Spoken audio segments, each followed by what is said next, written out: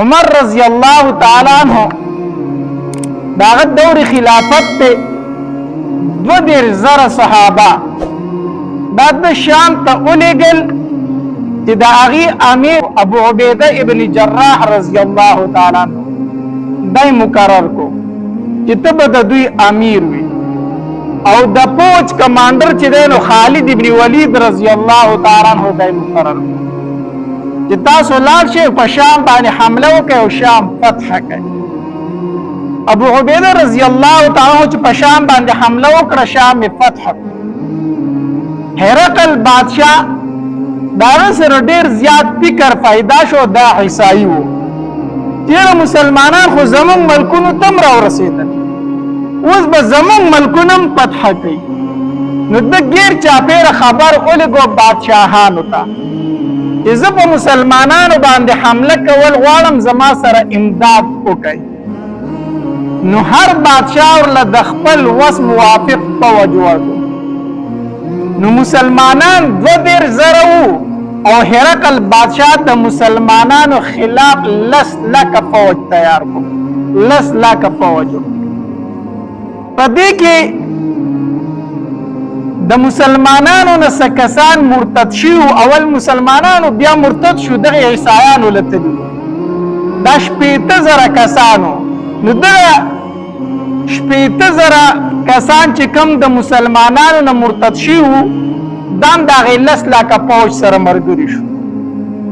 نو د مسلمانانو تعداد 2000 او مقابل کې ورته د کفارو تعداد 10 لکه او 18000 10 لکه رومیان عیسایانو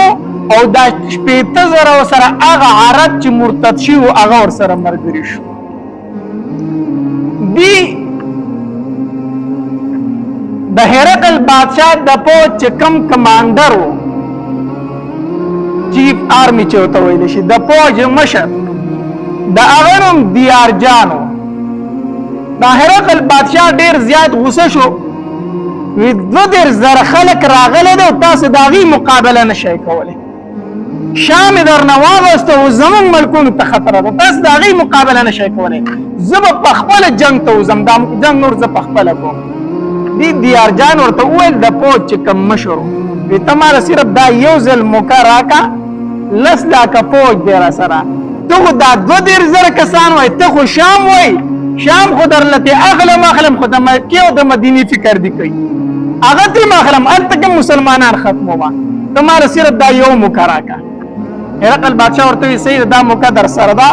دا 10 لکه او 18000 فوج واخله او مقابله وکړي. دلته کې مسلمانانو ته خبر راورسېدو ابو عبیده ابن جراح رضی الله تعالی عنہ ته چې هرقل بادشاہ د دیارجان فوجي په مشرۍ کې 10 لکه فوج زمون خلاف تیار کړی دی. اوس موږ څه وکړو خو 2000 کسان هلته کې 10 لکه خلک دی اوس څه وکړو. نو ابو عبیده ابن جراح رضی الله تعالی عنہ مشوره راوغوښته د صحابه کرامو او دا د صحابه کرامو عادت و چې هر کار به په مشوره سره د قرآن حکم دی کنه وامرهم شورا بینهم په خپل منځ کې به څه کوي مشوره کوي. نو ابو عبیده ابن جراح رضی الله تعالی د صحابه کرامو مشوره وغوښته ایمانه مشوره راکړي مونږ یو 2000 کسان هرقل بادشاہ فوج تیار کړی 10 لکه څه وکم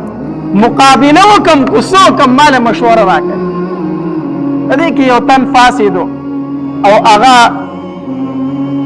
ابو عبیده ابن جراح رضی الله تعالی عنہ فرمایلو وی زما مشوره خدا ده چې زه د شام نه زوم مکه مدینه منورې ته شام پریدو زوم مدینه منورې ته وی زکه چې ډېر لوی فوج دی شام خو پریدو واسره چې مدینه او مکه رانه قبضه کی چرته نو موږ بدل بناسي او دوی به حمله په مدینه منوره باندې وکړي. نو دا شام ورته پریدو خو چې هلته مدینې منورې ته لاړ شو هلته مورچې تیارې کړو چې هغه سنبال کړو. دا خبره چې ابو عبیده ابن جراح رضی الله تعالی واورېده نو ډېر سخت خفه شو او غوسه وله ډېره زیاته ورغله. وی کینه داسې خبره دې وکړه چې زما د تمامو غازیانو هغه حوصلې دې خرابې کړې ته خبره وکړه شام مونږ په کومو قربانو باندې اغستې دي د ابوبکر رضی الله تعالی په دور خلافت کې د شام د پاره مونږ کومې قرباني ورکړي څومره شهیدان ورکړي دي اوس به شام پرېږدو کافرو ته تاسو څنګه خبره وکړه چې دا ورته پرېږدي او ځای مدینې منورې ته ډېره کمزورې خبرې دې وکړه کېنه تو په دې کې ابو سفیان رضی الله تعالی عنہ فاسد دا ابو سفیان رضی الله تعالی د معاویه رضی الله تعالی فلار دی او دا د نبی رسول الله ډېر سخت دشمن تیر شوی دی په جاهلیت کې او په غزوه احد کې د کفارو هغه مشري د کوله د کفارو د طرف نه مشري د کوله امیر دی وو ورسته بیا ایمان راوړی دی او په ایمان باندې ډېر کلک پاتې شوی دی او په دین اسلام کې بیا ډېرې بهادرۍ کړې دي نو ابو سفیان رضی الله تعالی فاسدو په زما مشوره دا ده کنه چې په دې ځای کې پاتې کیږو په دې ځای کې پاتې کیږو دلته د کوم ځای کې چې دلته مورچې جوړې کړي وی ځکه چې دوی مدینه منورې باندې ډایرکټ حمله نشي کولی دا لس لکه فوج ډایرکټ په مدینه منوره باندې نه ورځي دا رومیان اول به دوی مونږ دلته کې ګوري ځکه د دوی سره به دا یری و مونږ په مدینه باندې حمله وکړو د شا غاړې را باندې دوی راشي نو اول به مونږ ختم یو چې مونږ ختم کړي هغې نه پس به په مدینه باندې ورځي اول به دوی مونږ دلته ګوري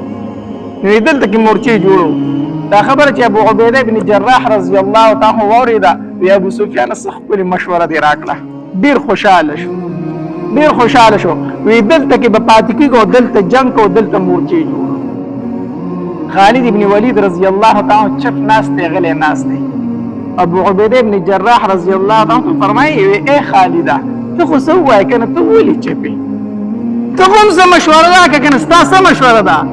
خالد ابن ولید رضی الله تعالی فرمایل ای ابو عبیده زه د مسلمانانو خلاف نشم کولی مسلمانانو چې کومه خبره کړې ده زه په هغې کې ملګری یم اگر چې زما مشوره د دې داسې نه ده بل شان ده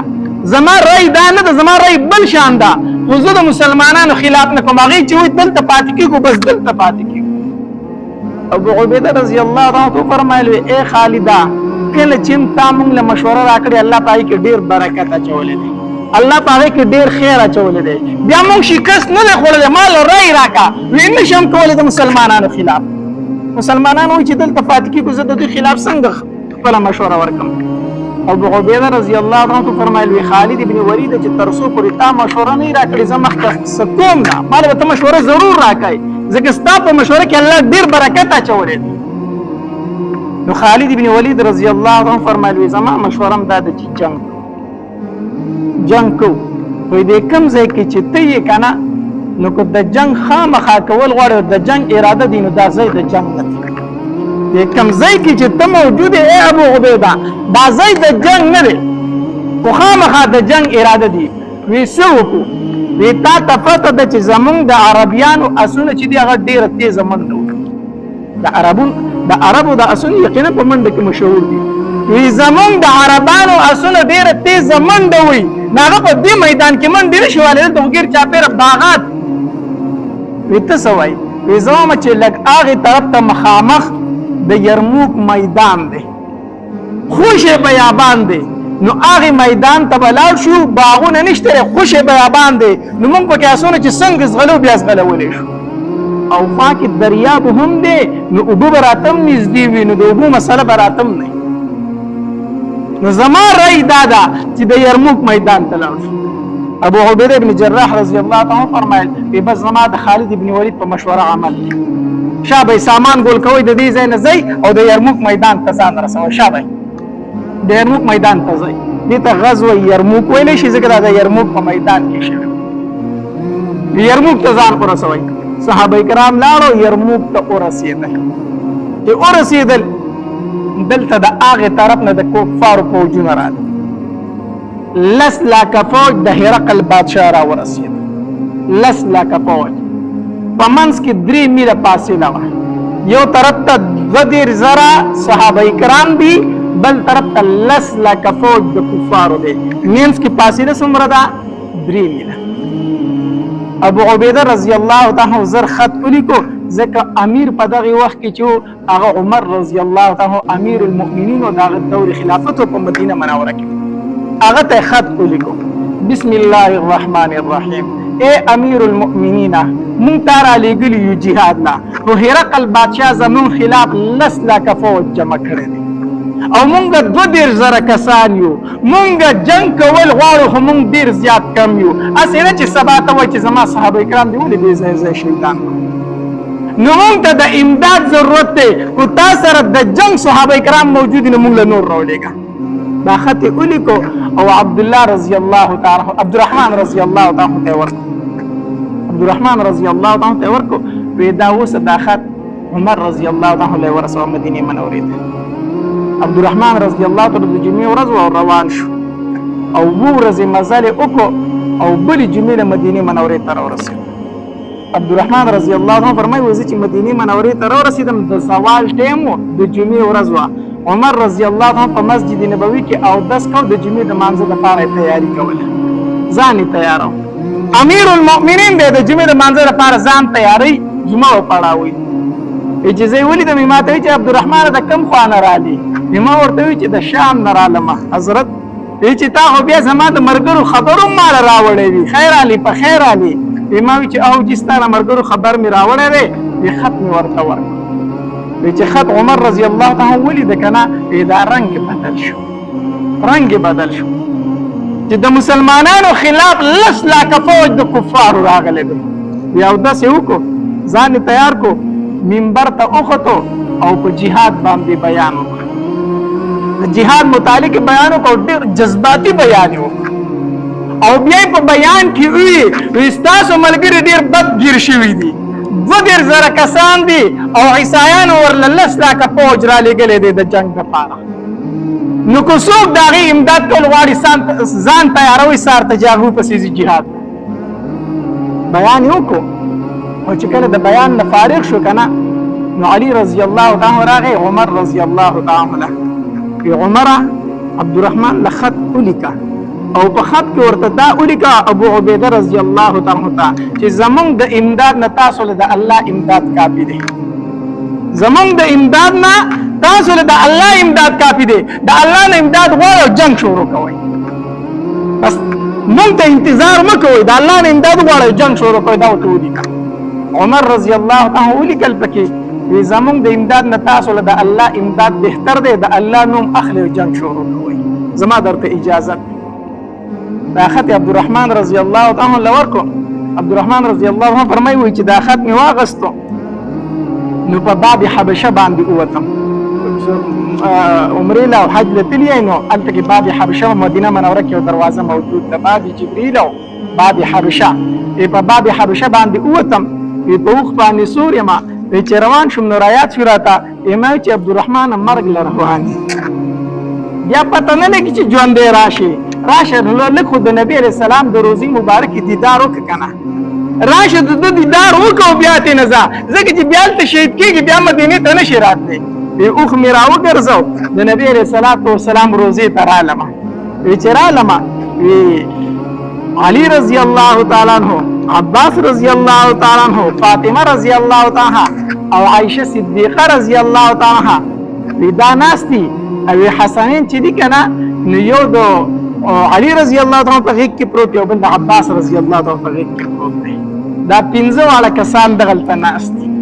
ویزه چې علي رضی الله تعالی ولیدم ما ته چې عبدالرحمن صبوري تلا تلې نه زر دا خطر سوا امام ته وی چې اے علي رضی الله تعالی زم او د نبی رسول الله والسلام د روزي دیدار لګرالم او ما چې تاسو براته لګ دعا وکړئ دعا براته وکړئ چې الله را تعالی مزل آسان کړي ما ته وی چې د عمر غونته سړی موجود دی خو هغه درته دعا وکړه دغه پوره ده کنه ځا د عمر غونته سړی درته دعا وکړه نو دا پوره نه ده ما چې بالکل عمر رضی الله تعالی ته دعا وکړه او تاسو اهل بیت یې تاسو د نبی علیہ الصلوۃ والسلام خاندان یې او تاسو راته دعا وکړه د نبی علیہ السلام په روزي په خوا دکړه ته دعا وکړه زه ډیر خوشاله شمه بیا عباس رضی الله تعالی لاس پور تکړه او علي رضی الله تعالی لاس پور تکړه وی عباس رضی الله تعالی دعا شروع کړه د نبی علیہ الصلوۃ والسلام روزي ته داسې لاس ونیو چې الله زه درته دا روزي والا د دې روزي دا صاحب درته وسیله کومه د دې په برکت سره دی عبدالرحمن ته دا مزل لګ آسان کا د دې په وسیله سره دی عبدالرحمن ته دا مزل لګ آسان کا دعا راته وکړه بیا راته علي رضی الله عنه فرمایل چې عبدالرحمن اوس خو زه که نه اوس خو درته اهل بیت دعا وکړه اوس څه مشکل دی اوس ځه عبدالرحمن رضی الله عنه فرمایل وایي زه روان شومه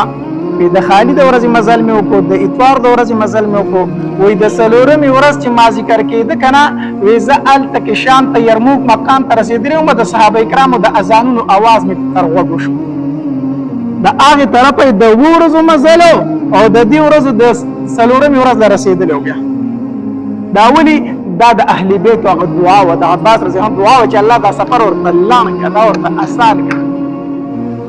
په د دې ورځو کې د سفر د دې طرف د 7 ورځو سفر په دې طرف په 3 ورځو کې ما ورسېدم ختم ابو عبیده رضی الله تعالی عنہ ورکو چې د امیر المؤمنین خط دا دی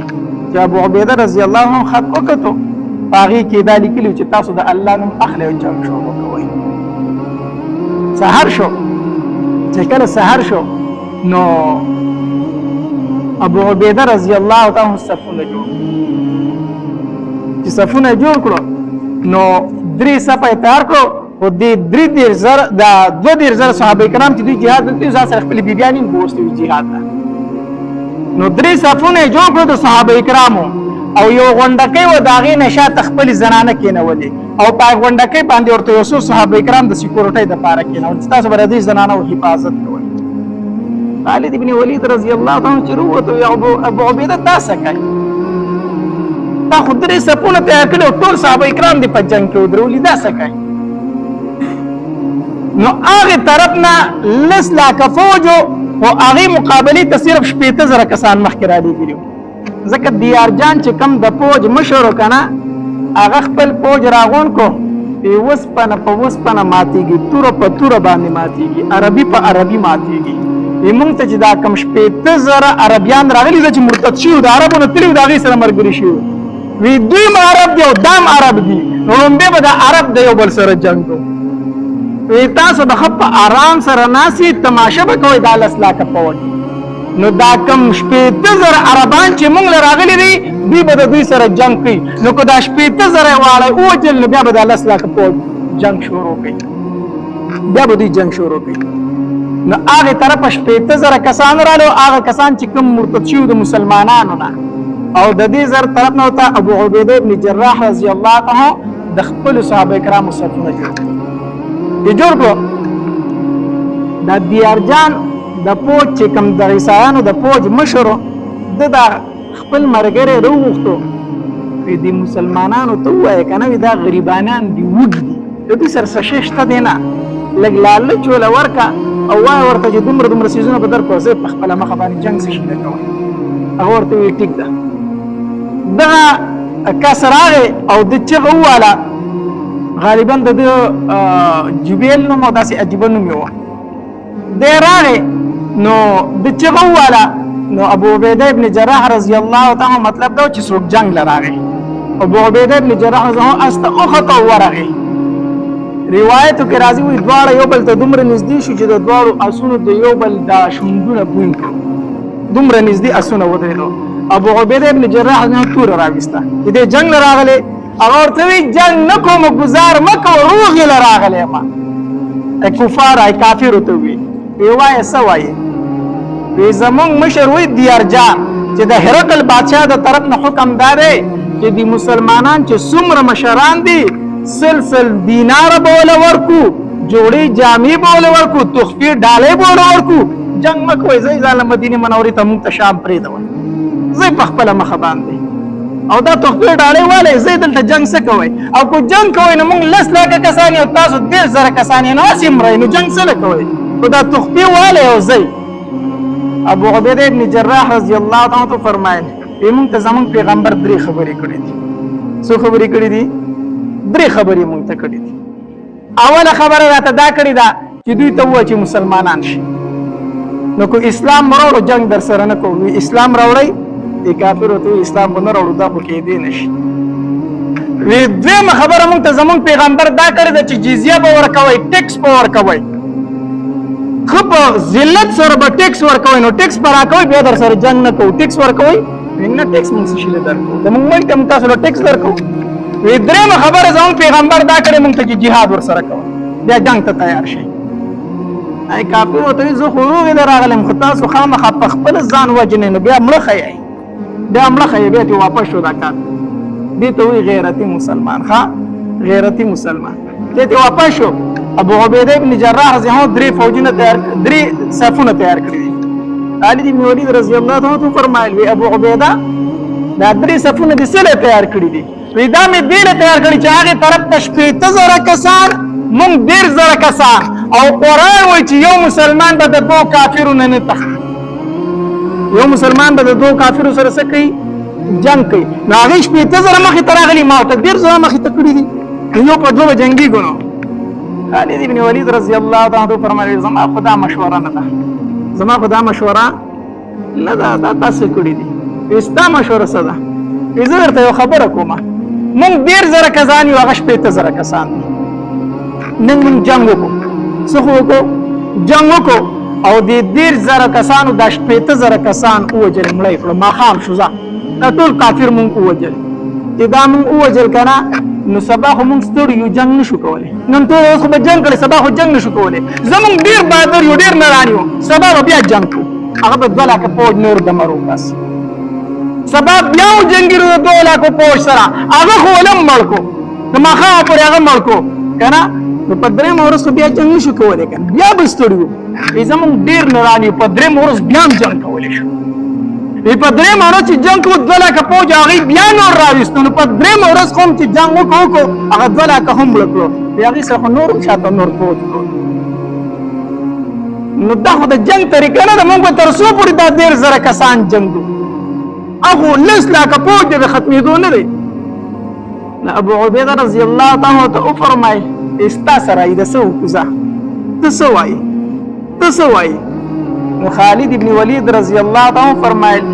زه به د 15000 کسانو مقابله په 10 کسانو کوم د 15000 کسانو مقابله په څو تنو کوم په 10 کسانو به کوم. ابو عبیده ابن جراح رضی الله عنه فرمایل دا خو نشي کېدی دا څه کوي دا د عمر رضی الله عنه خط نه دی لیدلی چې هغه کسی لري کړی چې زما صحابه کرام پر پیزه ځای شهیدان نه کوي دا وته د نبی اسلام صحابه کرام سي شهیدان کوي. خالد ابن ولید رضی الله عنه فرمایلی کو دا 10 کسان زه هلاکوم شهیدان کوم لومبه به زه شهید کېږم دې 10 کسان سره به اول زه روان یم. ابو سفیان رضی الله عنه فاسدو وی خالد ته څه کوي د 15000 کسان مقابله په 10 تنو کوي یا ته څه کوي خالد رضی الله عنه غوسه ورله اے ابو سفیان په جاهلیت کې هډیر بهادر وي داسې د بوزدلې خبرې دي شروع کړې جاهلیت کې هډیر بهادر وي داسې د بوزدلې خبرې دي شروع کړې ما ته چې داسې کوي. ابو سفیان رضی الله عنه فرمایي بوزدلې نه کومه او چې ته 10 کسان 15000 کسان ته مخامخ کوي نو بیا کم از کم 80 کسان ته مخامخ کا څو ته مخامخ کا نو یو تن په دونه یو تن په زر بشي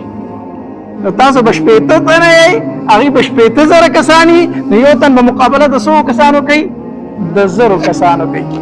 خالد ابن ولید رضی الله عنه فرمایي زما مشوره خو د 100 کسانو خو چې تاسو 80 کسان د 80 برزان سره واخلئ